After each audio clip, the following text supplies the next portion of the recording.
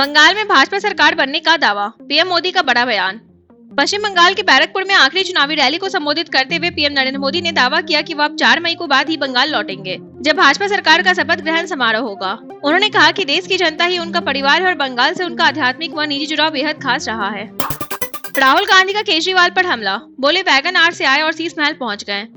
पश्चिम बंगाल में रैली के दौरान कांग्रेस सांसद राहुल गांधी ने अरविंद केजरीवाल पर निशाना साधते हुए कहा कि उन्होंने नई राजनीति का वादा किया था, लेकिन वैगन आर से आकर करोड़ों के शीश महल में पहुंच गए।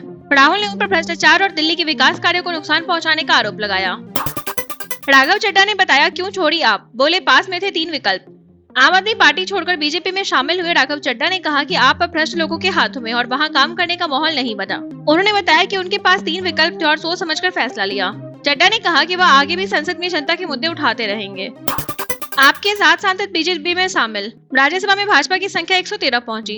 आम आदमी पार्टी छोड़ने वाले 7 राज्यसभा सांसदों की भाजपा में विलय को मंजूरी मिल गई है। इसके बाद राज्यसभा में भाजपा की संख्या बढ़कर 113 हो गई, जो अब तक का रिकॉर्ड है। वहीं आपको बड़ा झटका लगा है और उनके सांसदों की संख्या 10 से घटकर 3 रह गई है। बीजेपी में गए सांसद का दावा, केजरीवाल ने कहा था इस्तीफा दो। आप छोड़कर भाजपा में शामिल हुए राज्यसभा सांसद विक्रमजीत सिंह साहनी ने दावा किया कि अरविंद केजरीवाल ने उन्हें बुलाकर सांसद पद से इस्तीफा देने पर विचार करने को कहा था। साहनी ने कहा कि उन्होंने जवाब में कहा था कि इस पर सोचेंगे। पंजाब चुनाव से पहले आपको यह बड़ा झटका माना जा रहा है। ट्रंप पर हमले को लेकर कांग्रेस विधायक का विवादित बयान। अमेरिका में डोनाल्ड ट्रंप पर हमले की घटना के बीच कांग्रेस विधायक विजय वटेदीवार ने विवादित बयान दिया। उन्होंने कहा कि ट्रंप पर गोली चलनी ही थी और भारत में भी जनता का मूड ऐसा ही है। उनके बयान के बाद राजनीतिक विवाद बढ़ गया है। तेजस्वी यादव का दावा, लाखों महिलाओं को योजना की किस्त नहीं मिली।